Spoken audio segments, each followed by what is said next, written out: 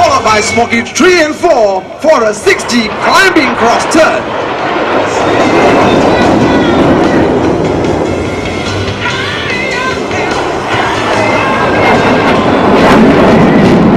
Ladies and gentlemen, divert your attention to the right as here comes Smoky 5 in an inverted flight.